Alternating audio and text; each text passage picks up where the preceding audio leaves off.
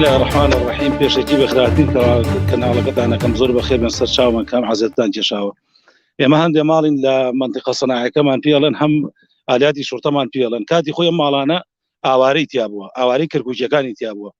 بە ئەمری بەڕێز مام جەلال کاتێک کە پرۆسە دەستی پێکرد و کەرکووک ئازاد کرا، ئەمرێکی دەرکرد کە ئێمە خانووەکان لە کەرکووکیەکان بکڕینەوە بۆ ئەوی بچنەوە بۆ شوێنی خۆیان. ئێمەش هاتوین هەر یەکێکمان زۆر قسەیەکمان پێوتری ئەڵەنەوە خەڵکی ئێرەنی نەخێر ئێمە خەڵکی سلێمانین، هەر یەکێکمان سەرشەقامین، چوارباخین، جوولەکانین و خەڵکی ڕزگارین، ئەمانە هەر یەکێکمان خەڵکی سلێمانین.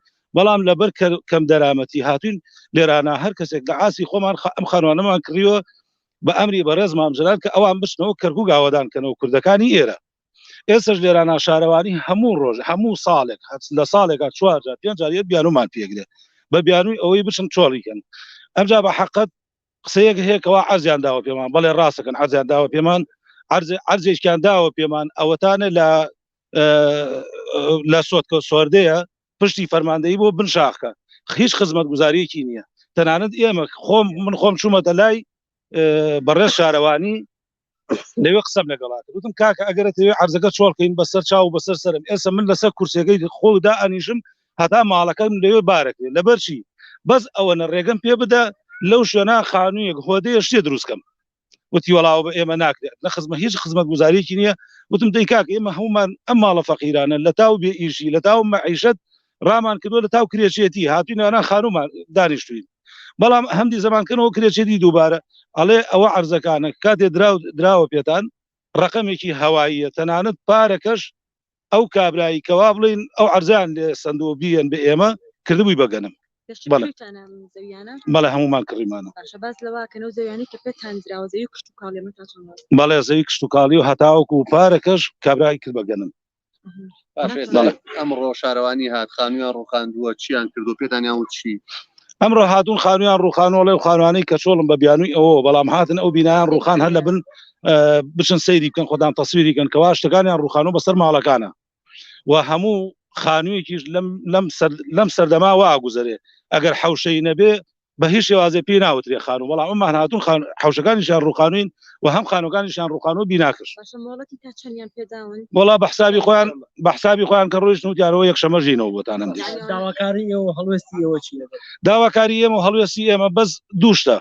ئەگەر حکومەت ئەتوانێت وەکو یارمەتیمان بدا، وەکو ئێمە نازمان هەیە نەک گازمان هەبێت، چونکە ئێمە خەڵکی ئەم شارەین و لەسەر ئەم زەویە پەروەردە بووین و چەنەها شەهیدمانێ و هەمانە ئاسای کارمەندی ئاسایشە.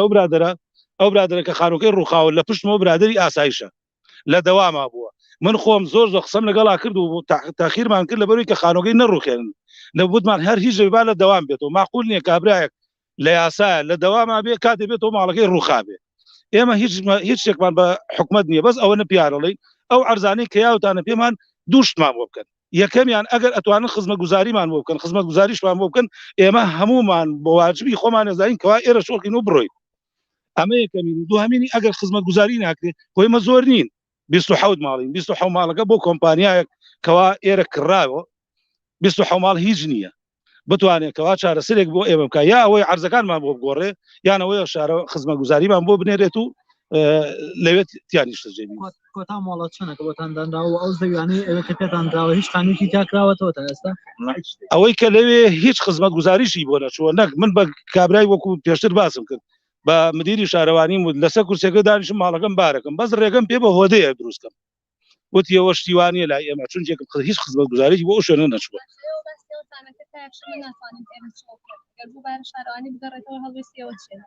وەڵای ئیتر هەڵبەتە دیارە هەڵوێستێکی باشمانە بێت و بەڵێ هەڵوێستێکی باشمانە بێت و هەر هەمومان ئێمە موافقەتمان کردو ئەم ماڵانە هەمومان بە ژن و بە مناڵ و بە هەمووی ئەچینە ژۆ بە خانووەکە بڕوخێنە بەسەرمان.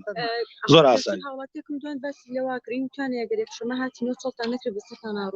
بەڵێ ڕاستە کات هەمویان من خۆم بە خۆمی وت لە جاتی هەم نوێنەری شارەوانی بوو و هەم پۆلیسەکە بوو، هەمویان ئەو قسەیان کردیان مادام لێرە مادام ئەوە ئێمە ڕۆیشتین بەڵام ڕۆژی یەکشەمەینەوە ئەوەشی ماڵی تیابێت و ماڵی تیان نەبێ ڕوخێنین. من خۆم ئاگام نەبوو. سواز بۆ هەمووتان یاخوا بخێن مەلا عاتاس.